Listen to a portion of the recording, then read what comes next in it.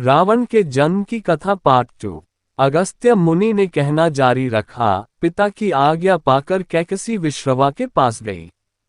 उस समय भयंकर आंधी चल रही थी। आकाश में मेघ गरज रहे थे। कैकसी का अभिप्राय जानकर विश्रवा ने कहा कि भद्रे, तुम इस कुबेला में आई हो, मैं तुम्हारी इच्छा तो पूरी कर दूंगा, परंतु इससे तुम्हारी संतान दुष्ट स्वभाव वाली और क्रूरकर्मा होगी।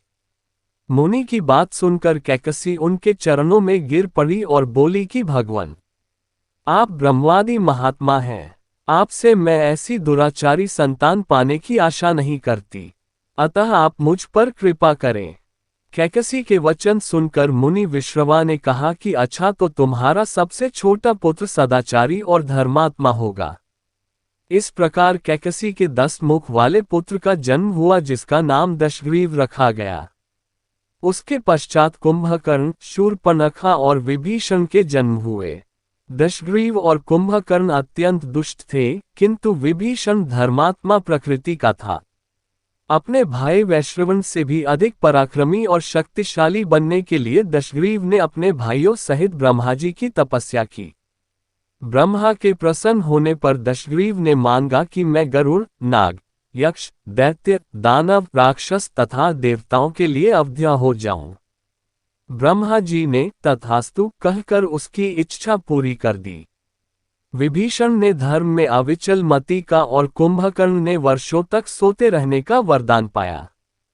फिर दशग्रीव ने लंका के राजा कुबेर को विवश किया कि वह लंका छोड़कर अपना राज्य उससे सौंप दे। अपने पिता विश्रवा के समझाने पर कुबेर ने लंका का परित्याग कर दिया और रावण अपनी सेना, भाइयों तथा सेवकों के साथ लंका में रहने लगा।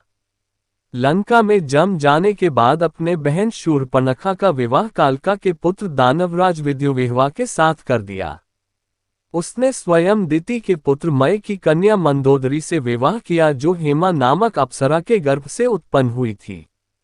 विरोचन कुमार बलि की पुत्री वज्रज्वला से कुंभकर्ण का और गंधर्वराज महात्मा शैलुष की कन्या सरमा से विभीषण का विवाह हुआ।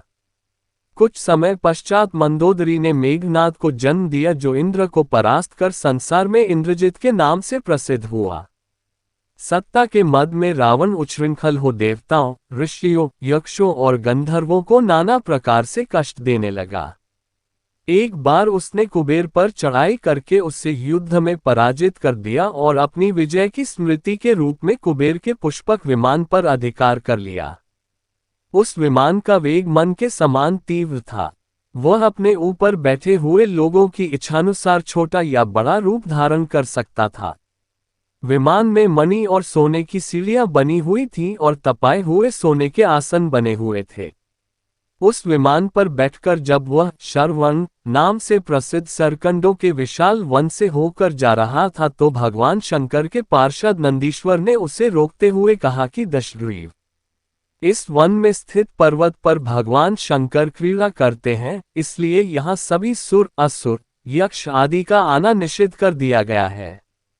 नंदीश्वर के वचनों से क्रुद्ध होकर रावण विमान से उतरकर भगवान शंकर की ओर चला। उसे रोकने के लिए उससे थोड़ी दूर पर हाथ में शूल लिए नंदी दूसरे शिव की भांति खड़े हो गए। उनका मुख वानर जैसा था। उसे देखकर रावण ठहाका मारकर हंस पड़ा। इससे कुपित हो नंदी बोले कि दशानन, तुमने मेरे वानर रूप की अवहेलना की है, इसलिए तुम्हारे कुल का नाश करने के लिए मेरे ही समान पराक्रमी रूप और तेज से संपन्न वानर उत्पन्न होंगे। रावण ने इस ओर तनिक भी ध्यान नहीं दिया और बोला कि जिस पर्वत ने मेरे विमान की यात्रा में बाधा डाली है, आज मैं उसी को उखाड़ फेंकूंगा। ये कहकर उसने पर्वत के निचले भाग में हाथ डालकर उसे उठाने का प्रयत्न किया। जब पर्वत हिलने लगा तो भगवान शंकर ने उस पर्वत को अपने पैर के अंगूठे से दबा दिया। इससे रावण का हाथ बुरी तरह से दब गया और वह पीड़ा से चिल्लाने लगा। जब वह किसी प्रकार से हाथ न निकाल सका तो रोते रोते भगवान शंकर की स्तुति और क्षमा प्रार्थना करने लगा। इस पर भगवान शंकर ने उसे क्षमा कर दिया और उसके प्रार्थना करने पर उसे एक चंद्रहास नामक खड्ग भी दिया। इसी भगवान की वीडियो देखने के लिए सब्सक्राइब करें चैनल को और बेल आइकॉन दबाएं।